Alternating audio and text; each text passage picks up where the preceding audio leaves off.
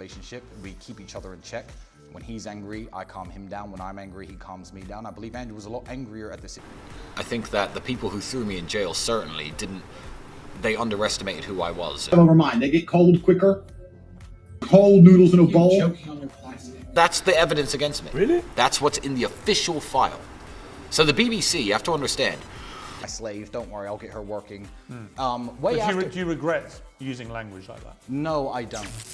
Explicit language and threats leaked.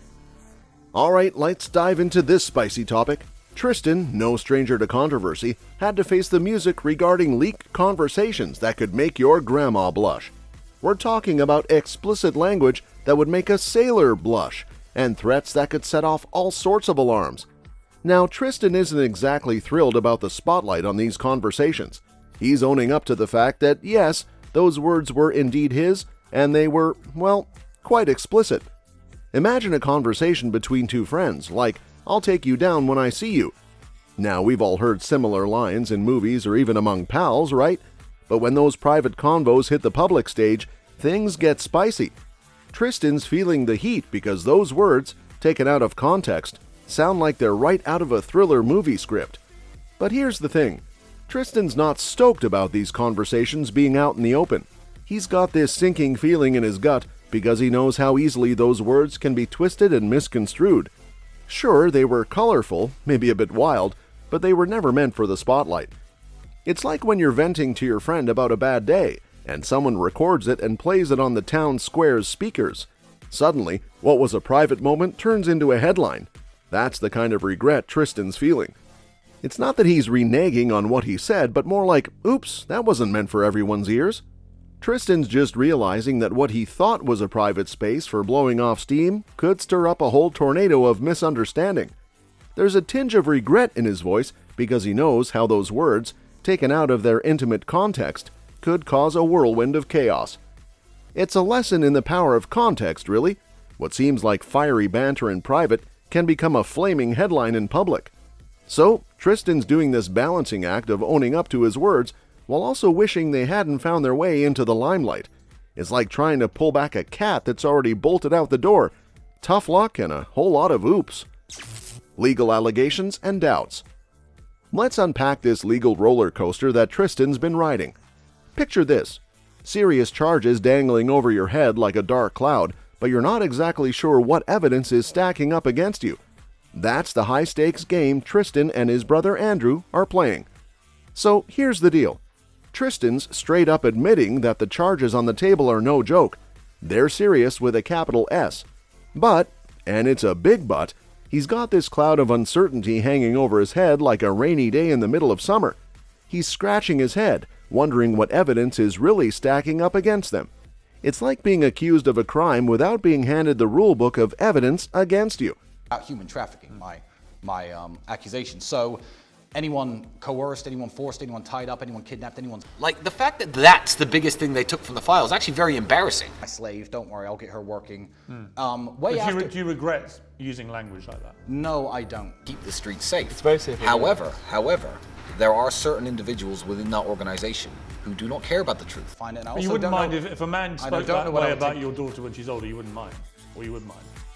Now, cue the detective hats and Sherlock vibes because Tristan's out here speculating.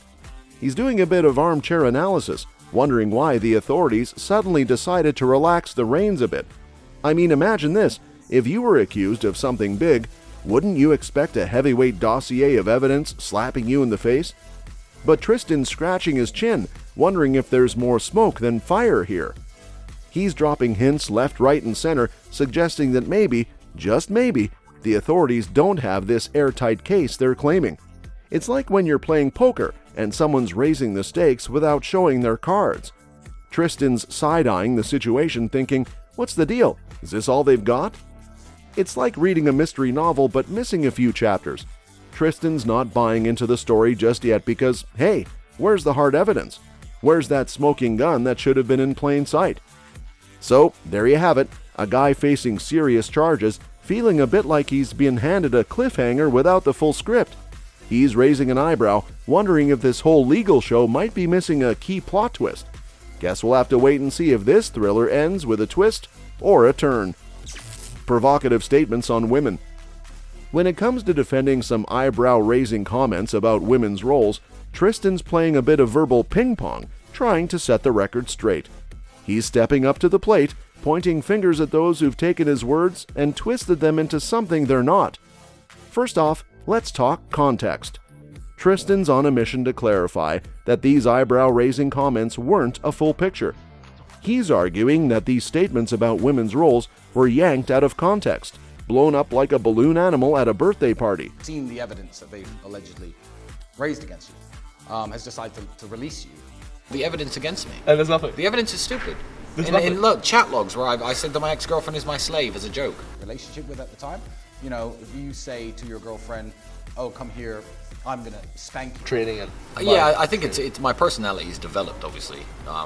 You know, it took me I learned a lot of hard lessons. What he doesn't do is he doesn't show the whole conversations to any judge. That is a carefully manipulated and edited and actually constructed conversation.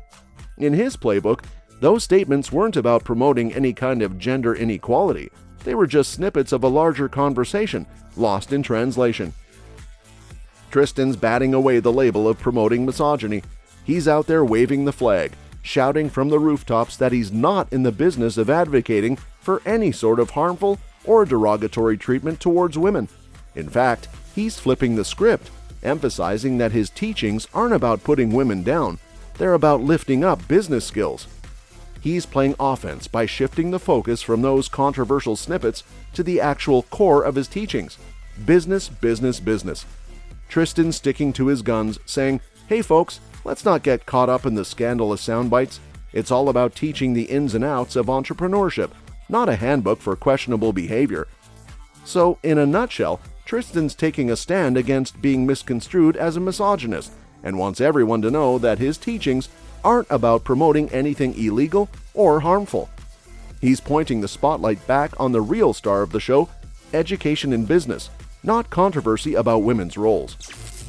Personal reflection on jail experience. Locked up and contemplating life, Tristan and his brother Andrew had starkly different ways of weathering the storm behind bars. Picture this: one brother calm as a cucumber, while the other's feeling like a kettle about to whistle. Jail time was no walk in the park for these two, and their reactions were as different as night and day. Tristan, the calm one in this jailhouse duo, seemed to have found his zen amidst the chaos. He was like that guy in a movie sitting on a park bench feeding pigeons, unperturbed by the whirlwind around him. While bars and rules surrounded him, he kept his cool. It's like he had his own secret recipe for handling stress, maybe some mental yoga moves or an invisible shield of tranquility. Over mine. They get cold quicker. Cold noodles in a bowl. To find out anything new, I feel like it was my opportunity to show to myself and to my brother. Rated on me. Yeah. And I don't wish that those people go to jail. I really don't, unless they've committed a crime. I don't want them silenced. I don't want them thrown in jail. Relationship, we keep each other in check. When he's angry, I calm him down. When I'm angry, he calms me down. I believe Andrew was a lot angrier at this. I hadn't been mentally strong, I would have been crying and smacking my head against the wall and screaming and panicking for 92 days. Despite the hardships, Tristan was all about keeping his head above water. On the flip side, you've got Andrew, who was more like a firecracker waiting to explode. Frustration was his constant companion in those cells. He seemed to be pacing the room, trying to figure out the escape route from the stress. His reaction was more like someone stuck in rush hour traffic, honking at every turn, unable to find a way out. Andrew's coping strategy was more of an in-your-face confrontation with the situation, wearing his emotions on his sleeve. Theirs was a tale of two distinct personalities handling stress in their unique ways. It's like seeing two sides of a coin, one calm and collected, the other burning with frustration. Tristan and Andrew showcased their individuality and how they tackled the challenging circumstances. It was a showcase of different strokes for different folks, emphasizing that everyone's coping mechanism is a fingerprint of their personality. But what I would say to you is, what is the serious criminal evidence? So again, this is from the, I'm gonna work this. If it's applicable to your situation, that would have benefited me precisely 0%. So no, I'm not going to do it. How women should be treated is that they effectively are a form of slave to a man. I think that the people who threw me in jail certainly didn't, they underestimated who I was.